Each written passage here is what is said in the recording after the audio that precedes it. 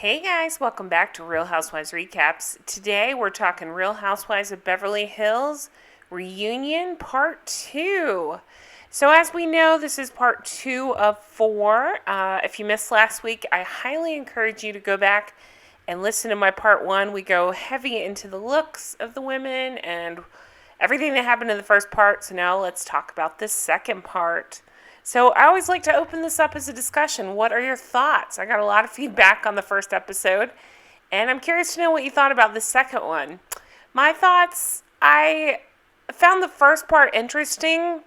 It reaffirmed my strong dislike of Rinna. I mean, you hear me say this every week. We got to get her off this show, right? I mean, I welcome differing opinion. If I'm wrong, tell me I'm wrong. Do you feel the same way? I just feel like, what are we doing with her? But we'll get into her when we talk about her segment. So we jump off with Erika.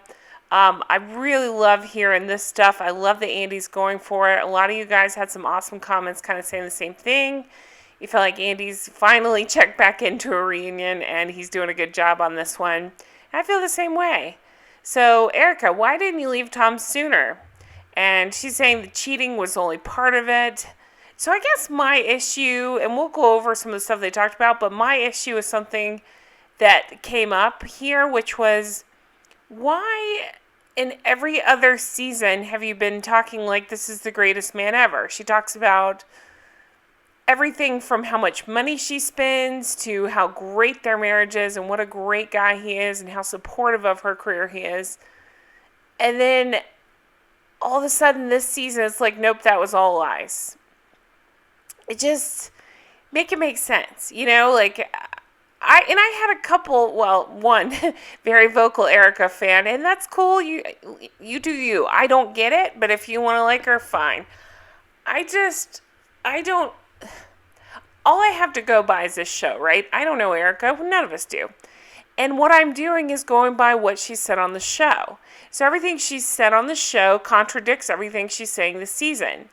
So to say it doesn't make sense is the understatement of the year. It doesn't make sense.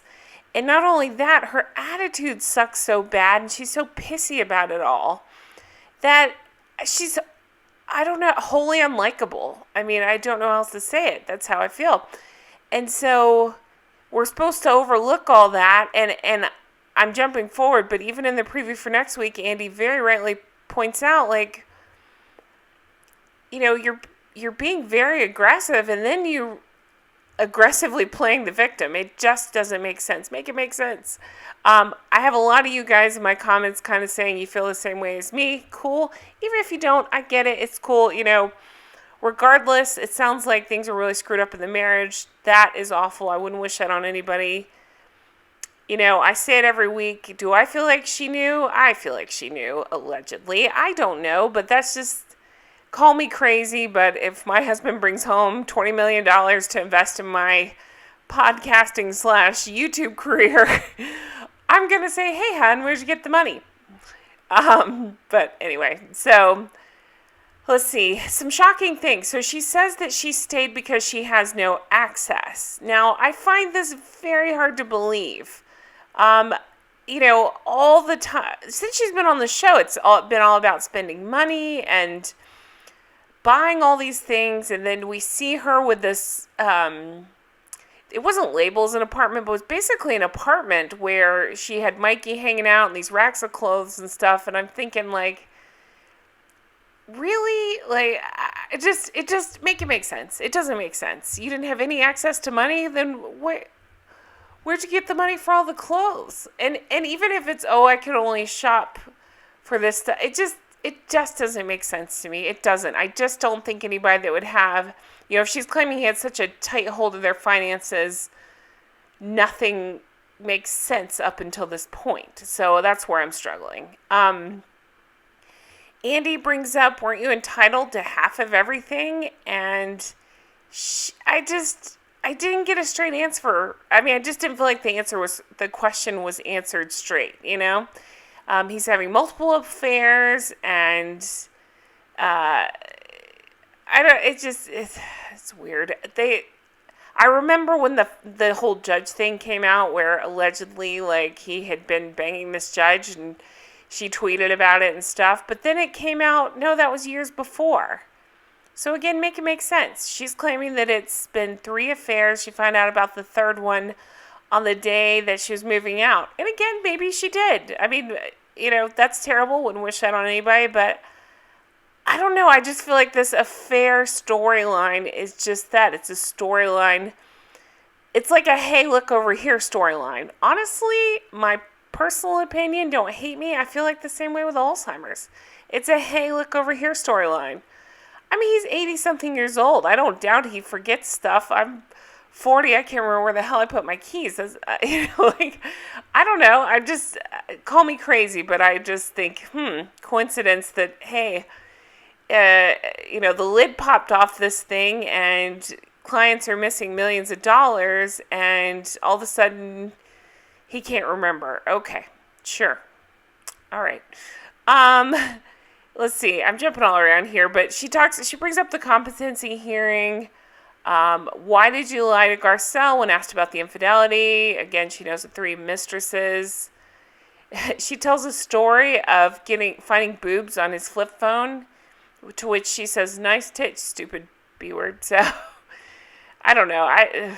The whole thing's awful. It's just awful. Kyle speaks up to saying that she's heard about Tom's affairs. She's heard rumblings. Again, I don't doubt it. He probably did. I don't know. I listen to every podcast ever, and I can't remember which one because I totally give them credit. But I don't remember which one. Was it? I don't know. Somebody had basically hypothesized that possibly, allegedly, maybe they had a situation where she looked the other way and it was totally fine and she got to do her thing while he did his thing. Maybe that's it. Who knows? It is brought up about her Cartier ring getting on a private jet and, she can easily explain that away. No, I didn't pay for it. Okay, but you're wearing your Cartier ring still. And again, allegedly in the press, as at the time of this, when they're reporting, they're saying that she is trying to claim all of these things as gifts that he gave to her, so they shouldn't be taken away. I'm sorry, but all bets are off when we're talking about victims that were defrauded so you can have your Cartier ring. The rules don't apply. I just think it's crazy that this is where we're at, and this is her reaction to it all. I just felt like this whole section was weird. She was aggressive. I say it all the time. She's cold. Hard to watch. Interesting, but hard to watch. So Andy brings up a good point about the Alzheimer's and says, why leave him then? And she's saying the dementia is part of it. Okay, but then she brings up, I was the one that found him in the accident. And then this story of texting these doctors and trying to do everything right by him. Is this a different story? Is this a different accident? Because I thought the whole thing was that her son tried to get to him and flipped his car. What? Was anybody else confused by this? It seems like a different accident. How many people have flipped their cars? How many people has she found? I don't make it make sense. So I love that even in this story, she's making herself the hero. I was looking out for him. I was texting the doctor, and I didn't want him to go into surgery. Okay, sure. She's telling other doctors this. Okay, cool. Andy brings up you have a song called It's Expensive to Be Me, which she laughs off and says, I don't think we should dig into an over-the-top campy dance song. Okay. But you've built your whole persona on this. You flew your glam team across the world. All over the world with you through these seasons on, Beverly Hills. And you're the first one to do it because of you. The others started doing it. So I just don't think you can claim that it was all a persona. Think about, God, I always think about that weird latex outfit, that where she was crossing the street and the guy on the bike almost hit her and stuff. I don't know why that pops in my head, but it does. That's where my brain's at. But Now, the head-to-toe looks, the outfits, the money spent on all this, it's just wild. And so now to claim that, nope, that was just part of my persona, that's not real, okay. Then where did $20 million go? Let's see. She's claiming she doesn't know who she was married to. There's good parts and there's bad. Okay, let's play the allegedly game. Okay? What do you think is happening here? I'm like at a loss, and that's hard for me, but what's happening? Did they work this out? It's just my guess. It's my hypothesis, but did they work this out beforehand?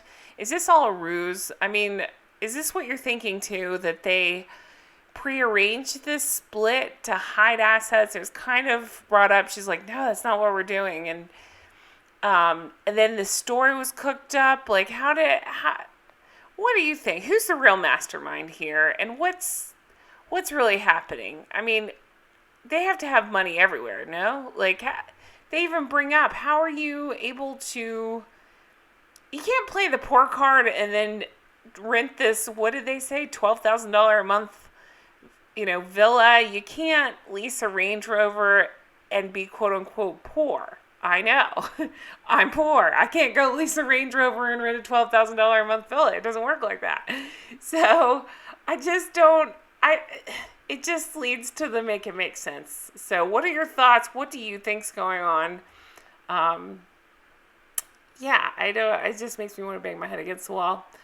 All right, let's switch gears. There really wasn't much else. Oh, my WTF moment was when Erika was trying to explain that, things were hidden during the marriage as far as assets go and stuff. And then Kyle pipes up saying Sutton didn't know she owned a baseball team. And I literally wrote in my notes, WTF. What are we talking about? How do you not know that you're part owner in a baseball team? Oh my gosh. Oh, to be that wealthy to not know that you own that, or that you don't own homes, like what? All right, Erika, she's saying that all these women have reached out to her in similar situations. I find that hard to believe too.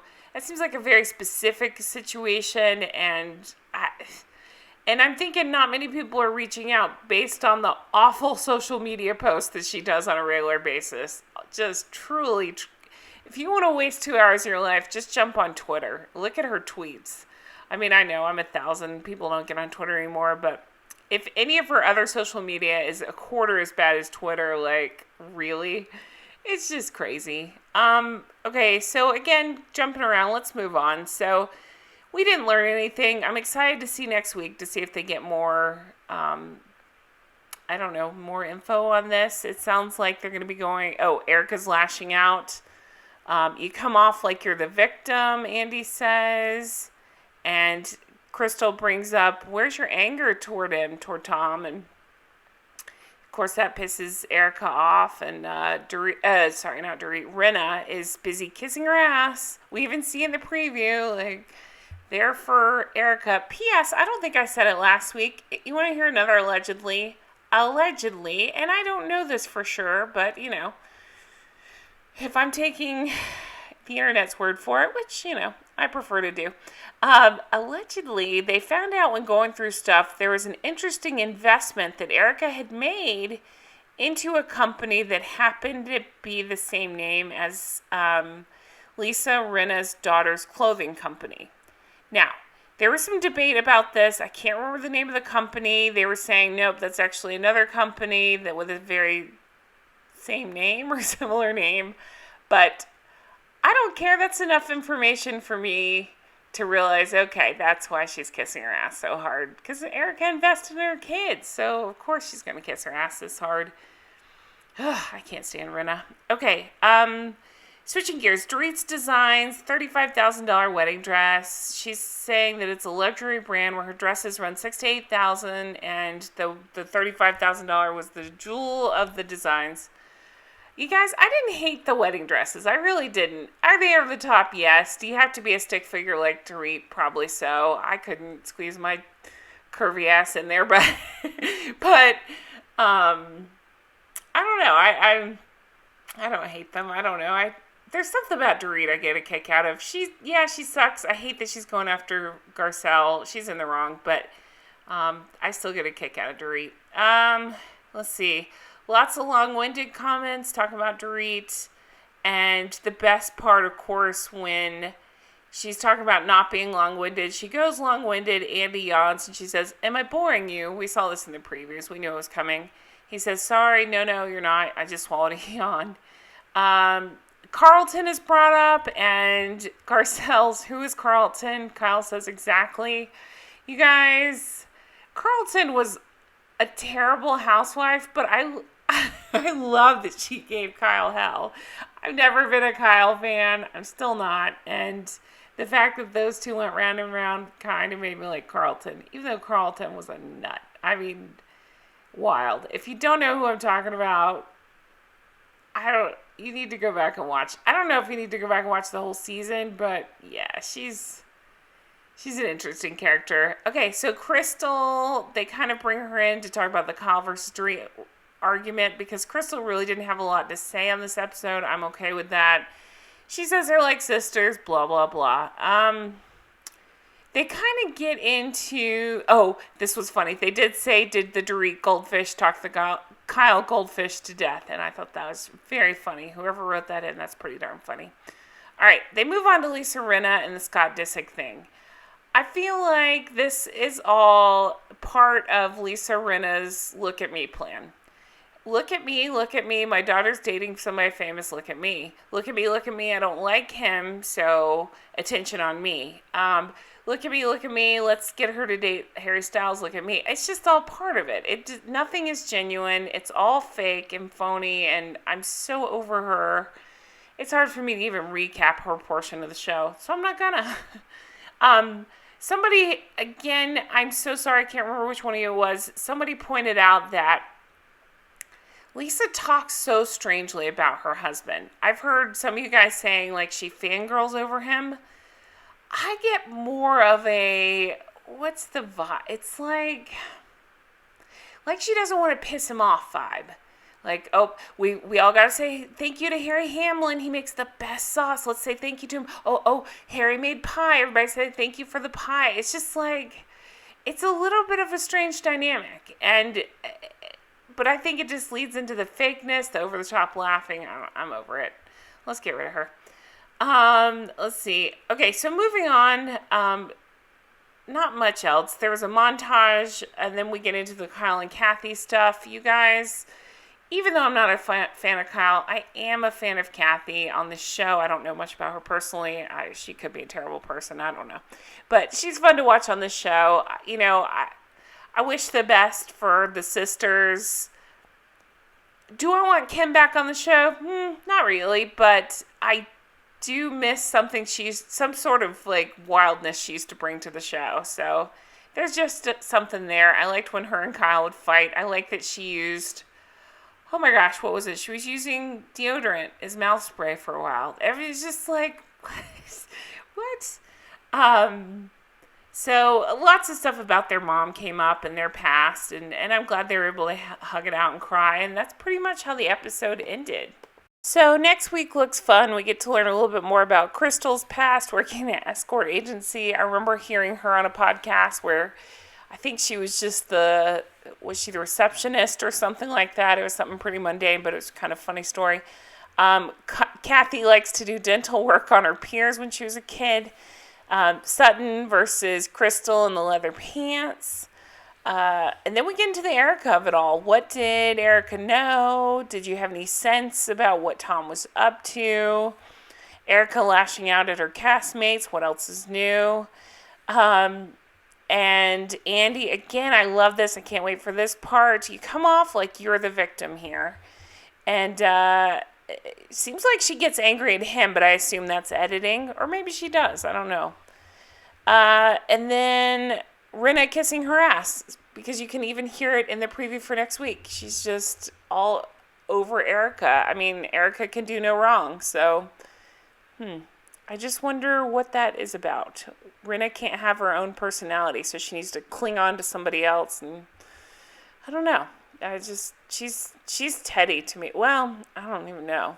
Yeah, I'd say she's Teddi boring, and she thinks she's bringing all this stuff with these. Bring it, own it, own it. Tell me one thing Lisa Rinna's owned, because I can't think of a damn thing. So that's it. That's it for me. Thank you guys so much for watching. Again, if you haven't seen it, go back and watch part 1. And thank you for watching this. Leave me a thumbs up. It really helps that algorithm out. And I look forward to coming at you next week. I hope you guys have a fantastic week, and I will talk to you guys very soon. Take care.